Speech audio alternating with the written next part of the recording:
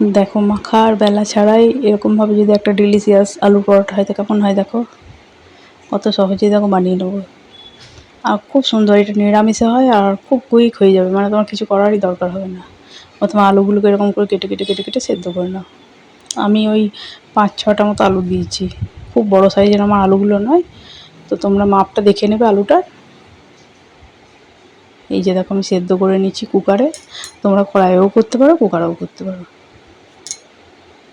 আমার দেখো আলুটা সেদ্ধ হয়ে গিয়েছে, মানে পুর ভরো, মাখো, আটা মাখো, তারপর কী বলো পুর ভরো, অনেক ঝামেলা তাই না, বেলো, এসব কিছুই করতে হবে না। অথচ দেখো কী সুন্দর খুব সফট আলু পরোটা হয়ে যাবে। দেখো কত ইজিভাবে হবে, অথচ নিরামিষ। আসেও তুমি করতে পারো সেটা নয়, কিন্তু নিরামিষে খুব সুন্দর হয়। এরকম করে আমি এবার গরম অবস্থাতেই আলুগুলোর খোসাগুলো ছাড়িয়ে নিচ্ছি, তাহলে কি সেই একটা চ্যাটচেটে ভাব হবে না। আলুটাকে হালকা গরম অবস্থায় মেখে নিতে হবে ভালো করে। মেখেও নিতে পারো বা ইয়েও করে নিতে, ম্যাশ করে নিতে পারো বা গ্রেডও করে নিতে পারো, মেখে দিলেই হবে, কোনো অসুবিধাই নেই। এই যে দেখো আমার মাখা হয়ে গিয়েছে। এবার লঙ্কার গুঁড়ো দিলাম, এবার দিচ্ছি নুন, আর একটু নুন দিয়ে দিলাম। এবার দিলাম একটু জিরে গুঁড়ো, এটা হলুদ, এটা কস্তুরি মেথি, এটা দিচ্ছি আমচুর পাউডার, এটা দিচ্ছি সাদা তেল।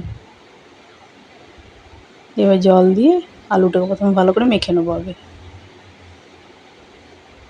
বলছি তো হাতে কয়েক মিনিট সময় থাকলে নতুন একটা ডিশ হয়ে যাবে, কোনো অসুবিধাই হবে না। এরকমভাবে ভালো করে মেখে নিতে হবে প্রথমে আলুটাকে। এই যে দেখো ভালো করে মেখে নিচ্ছি, বা কাঁচা লঙ্কা দিয়ে দিলাম একটু। এবার দেখো আমি আমার আলুটা দেখলে কতটা ছিল, সেই অনুযায়ী আমি 2 বাটি আমার এখানে রুল ময়দা লাগছে। আটাটাও তোমরা দিতে পারো, কিন্তু আমি রুল ময়দা দিয়ে করছি। এবার ভালো করে সবটাই মেখে নেবো আগে।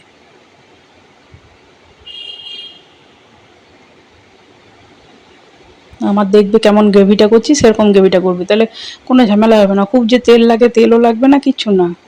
প্রথমবারটাতে একটু লাগবে, মানে একটু মানে প্রথম জায়গাটা করে। এবার চিলি ফ্লেক্স দিয়ে দিচ্ছি, দিয়ে ভালো করে ব্যাটারটাকে গুলে নিচ্ছি। দেখো ব্যাটারের থিকনেসটা দেখবে, হ্যাঁ, যে কেমন রাখছি। এই যে দেখো, না খুব পাতলা না খুবই পাতলা রাখলে না সে উঠাতে পারবে বা ছিঁড়ে যেতে পারে, আর মোটা রাখলেও সে ঢিপ ঢিপ হবে।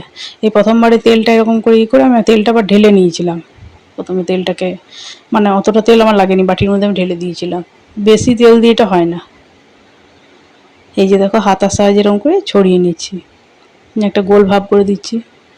এই যে দেখো ভাজা হচ্ছে, ভাজা হলে উল্টে দেবো, শর্ট করে উল্টে যাবে, কোনো অসুবিধা। দেখো এই যে আস্তে আস্তে আস্তে আস্তে করে এই যে দেখো উল্টে দিলাম। এবার এই পিঠটা ভাজা হলো কি না, আবার তেল ছড়িয়ে দিচ্ছি একটু, সাদা তেল, সাদা তেলেই ভাজা হবে। এই যে দেখো ওলট পালট করে ভেজে দিলে কি সুন্দর, আর খুব নরম আর টেস্টিও খুব। সস টস যা দিয়ে ইচ্ছা খাওয়া যেতে পারে, কোনো অসুবিধা নেই। দেখো আবার করছি, দেখো কতটুকু করে তেল দিচ্ছি, দেখো খুন্তিতে করে করে নিচ্ছি বা ব্রাশ করে নিতে পারো। আমি ফ্রাই প্যানে বসিয়েছি, আমার তাওয়াটা একটু বেঁকা মতো, তোমরা তাওয়াতেও করতে পারো, সবই হবে, একটাও ফেলিওর হবে না। এই যে দেখো আস্তে আস্তে আস্তে আস্তে হালকা হাতে চেড়িয়ে নেবে এরকম করে। কেমন লাগলো অবশ্যই ভিডিওটা জানাবে, যদি ভালো লাগে তো প্লিজ পাশে থেকেও সাপোর্ট করো, পাশে থাকার অনুরোধ রইল। আর ভিডিওটাকে লাইক সাবস্ক্রাইব শেয়ার করারও অনুরোধ রইল। এই যে দেখো কী সুন্দর, দেখো ছিটছেও না কিছুই না। আমি এটা ওই আমার বাড়িতে সেই আগে ভিডিওতে দেখবে দিয়েছি আমি, ওই তোমার চিজ যে ক্রিম ইয়ে কী বলো ক্রিমি চিজটা দিয়েছি না, তো সেইটা দিয়ে ওরা খাবে, খুব সুন্দর লাগছে, মানে সে পুরো একবার চাইনিজ, এই চাইনিজ বলছি রেস্টুরেন্টের মতো লাগছে। তো তোমরা যদি চাও তো ওইটাও বানিয়েও নিতে পারো, তারপর তুমি এরকম আলু পরোটা দিয়ে খেতে পারো, বা সস টস দিয়েও কিন্তু খাওয়া যায়। আমার ওই ক্রিমি চিজের দেখবে ভিডিও আমার আপলোড করা আছে, যদি তোমাদের মনে হয় তো এটা বানিয়েও খেতে পারো, খুব সুন্দর, মানে অন্যরকম লাগবে খেতে দেখবে।